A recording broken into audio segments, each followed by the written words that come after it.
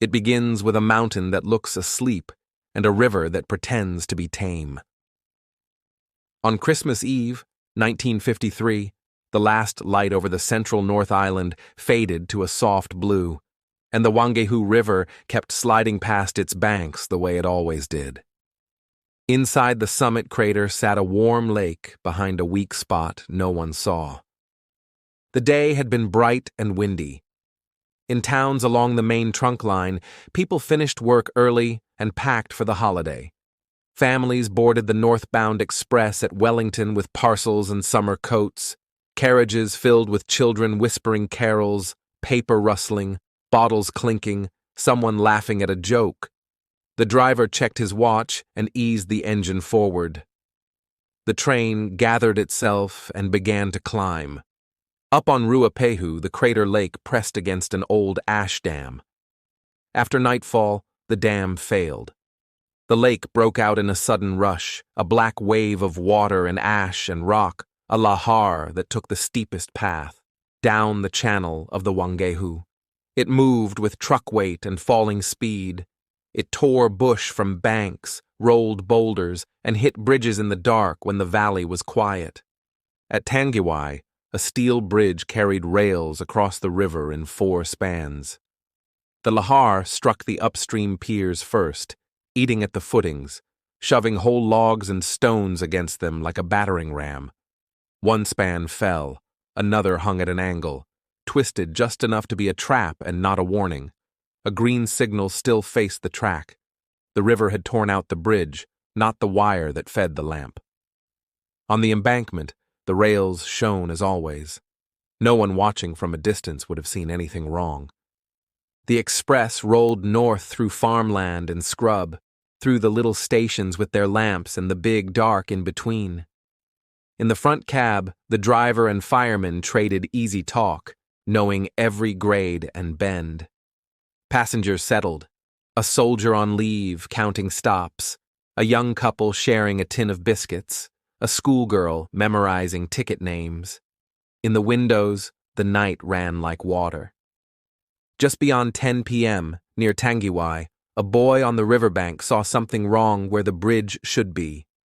He and another man waved a torch and a coat on a stick until their shoulders burned. The driver saw the movement and reached for the brake, but a train cannot stop quickly. The headlight threw a long, bright path that ended where the gap began. The engine went first, slid into blackness, and pulled the first car down. Another carriage climbed the broken span and folded. Couplings snapped, coaches jackknifed and fell. The river caught them and turned them. Wood splintered, glass went to dust. The sound had weight. Cold water gripped anyone who lived long enough to feel it. Some passengers were thrown onto gravel bars or into shallows. Others scrambled from half-submerged cars into water that grew deep and fast. Men formed chains, hands on wrists, boots sliding on stones polished by time. A woman shoved a child to a stranger and told him to run, then went back toward a voice calling her name. Someone swam for the far bank and vanished under a sweep of timber. Small lights moved, torches, cigarettes cupped against spray, and the calls thinned. The first people to help were the ones already there. Farmers came down with ropes. A shepherd with a lantern found a man who could not feel his legs still carrying a child on his chest to keep her dry. Police from nearby towns drove as close as they could and ran the rest, breath burning. Railway men who lived by rule books threw them aside. By the time the fire brigade arrived, the river had carried wreckage toward the flats. What remained was counting. The news went out slowly and then all at once. Telephone lines filled and tangled. Reporters drove through the night and followed the glow of headlights and the shake of torches to the river. Flashbulbs made white islands that showed faces, then were gone. On radios around the country, sleep was traded for the kind of listening done when town names sound like people you know. Morning found the valley littered with splinters, torn seats, and things that should have been elsewhere. The river ran brown-green, quieter now, as if it had swallowed what it came for. Rescue teams moved carefully in daylight to bars unreachable at nightfall. More survivors were found in willows or lying so still a shout was needed. More of the dead were found, with the awful evidence of how fast the night had been. In time, the toll was official and heavy. In the days that followed, people asked the questions that come after disasters driven by water, speed, and timing. Could a signal have warned the driver? Could someone upstream have called down in time? Could the bridge have been built differently? The piers armored against a once-in-a-lifetime flood of ash and rock? The answers explained parts, not the whole. Yes, a warning system could be built across the river to trip signals when the footings moved. Yes, watchers could be posted with authority to shut a line. And the bridge could be rebuilt with the river's temper in mind. The government set up an inquiry, and engineers went to the mountain, the river, and the casting yards. They traced the lahar to the broken lip and followed it down in pencil and on foot, estimating volumes. They stood at the place where the span had fallen and drew lines on photographs. The job was not to argue with grief, but to make the next accident harder.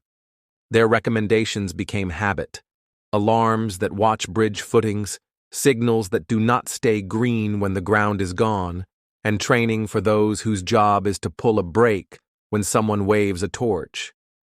The funerals reached from the central towns to the ends of the line.